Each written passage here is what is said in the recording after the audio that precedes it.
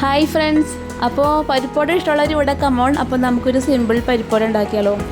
അപ്പോൾ അതിനായിട്ട് ആദ്യം തന്നെ ഞാനൊരു 3 കപ്പ് പരിപ്പാണ് എടുത്തിട്ടുള്ളത്. അപ്പോൾ 3 കപ്പ് പരിപ്പ് വെള്ളത്തിലിട്ട് കുതിർത്തി വെക്കുന്നുണ്ട്. ഏകദേശം ഒരു 3 മണിക്കൂറോളം നമുക്കിത് കുതിർത്തി വയ്ക്കണം. പിന്നെ ഇതിലേക്ക് ആവശ്യമുള്ളത് എടുത്തിട്ടുള്ള 2 സവാള എടുത്തിട്ടുണ്ട്. പിന്നെ അതുപോലെ ചെറിയ കഷ്ണം ഒരു ഇഞ്ചി, പിന്നെ ഒരു 3 പച്ചമുളക്, 3 വറ്റൽമുളക്, പിന്നെ കുറച്ച് വേപ്പില.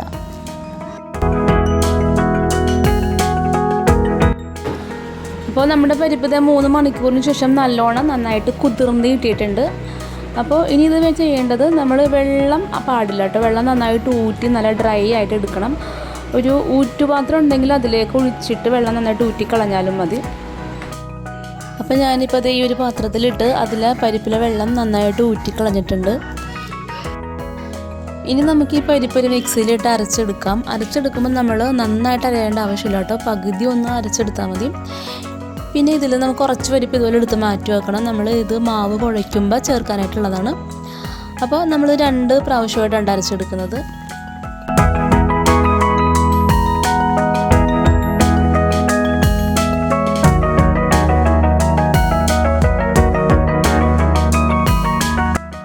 അപ്പോൾ നമ്മുടെ പരിപ്പെല്ലാം അരച്ചെടുത്ത് കഴിഞ്ഞു. ഇനി ഇതിലേക്ക് നമ്മൾ നേരത്തെ റെഡിയാക്കി വെച്ചിട്ടുള്ള സവാള, ഇഞ്ചി, പിന്നെ അതുപോലെ തന്നെ ഉണക്കമുളക്, പച്ചമുളക്, വേപ്പില ഇതെല്ലാം ഇട്ട് കൊടുക്കുക. പിന്നെ നമ്മൾ നേരത്തെ മാറ്റി വെച്ചിട്ടുള്ള പരിപ്പ് ഇട്ട് കൊടുക്കുക. പിന്നെ ആവശ്യത്തിന് ഉപ്പും ഇട്ട് കൊടുത്തതിന് ശേഷം നന്നായിട്ട് കുഴച്ചെടുക്കുക കേട്ടോ.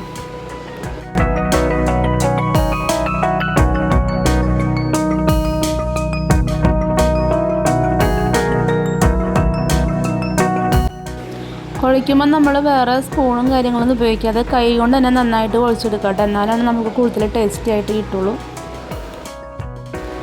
അതിന് ശേഷം നമ്മൾ സ്റ്റവിലൊരു പാൻ വെച്ച് അത് ചൂടായി കഴിയുമ്പോൾ നല്ല ആവശ്യത്തിനുള്ള എണ്ണ ഒഴിച്ചു കൊടുക്കാം. പരിപ്പോടെ നന്നായിട്ട് കുതിർന്ന് വേകാനായിട്ടുള്ള ഒരു എണ്ണ ഒഴിച്ചു കൊടുക്കണം കേട്ടോ. അപ്പോൾ എണ്ണ നന്നായിട്ട് ചൂടായി വന്നിട്ടുണ്ട് കേട്ടോ. അപ്പോൾ സ്റ്റൗ മീഡിയം ഫ്ലെയിമിലേക്ക് മാറ്റുക. അതിനുശേഷം നമ്മൾ ആ മാവിൽ നിന്ന് ചെറിയൊരു പീസ് ഇട്ട് നോക്കുക. അപ്പോൾ അത് നന്നായിട്ട് ആ മോൾ ഭാഗം നല്ല രീതിയിൽ പൊന്തി വരുന്നുണ്ടെങ്കിൽ നമ്മളുടെ എണ്ണ നല്ല സെറ്റായിട്ട് റെഡി ആയിട്ടുണ്ട്. അപ്പോൾ അതിന് ശേഷം നമ്മൾ മാവിൽ നിന്ന് ഓരോ ഉരുളകളാക്കിയിട്ട് ഇതുപോലെ കൈ കൊണ്ട് നല്ല രീതിയിൽ ഷേപ്പാക്കിയതിന് ശേഷം ഇട്ട് കൊടുക്കുക.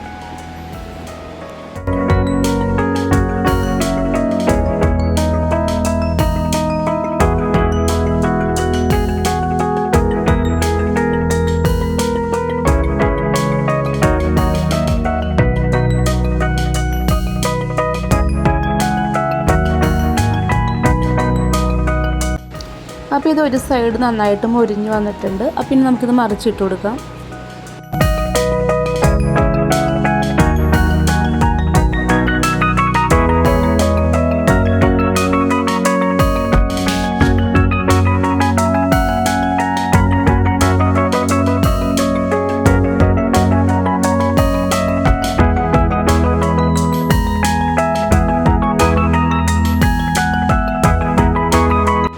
അപ്പോൾ ഇത് നമ്മുടെ പരിപ്പോടെ 2 സൈഡും നല്ല മുരിഞ്ഞ് നല്ല ക്രിസ്പി ആയിട്ട് കിട്ടിയിട്ടുണ്ട്. ഇനി നമുക്കിതുപോലെ എണ്ണ പോകുന്ന ഒരു പാത്രത്തിലേക്ക് ഇതുപോലെ മാറ്റി കൊടുക്കാം കേട്ടോ. അപ്പോൾ ഇങ്ങനെയൊരു പാത്രത്തിലേക്ക് മാറ്റുമ്പോൾ നമുക്കധികം എണ്ണ ഇല്ലാണ്ട് തന്നെ ഉപയോഗിക്കാൻ പറ്റും. അപ്പോൾ ഇന്നത്തെ സിമ്പിൾ ആൻഡ് ഹമ്പിൾ പരിപ്പോടെ എല്ലാവർക്കും ഇഷ്ടമായെങ്കിൽ ട്രൈ ചെയ്ത് നോക്കാം.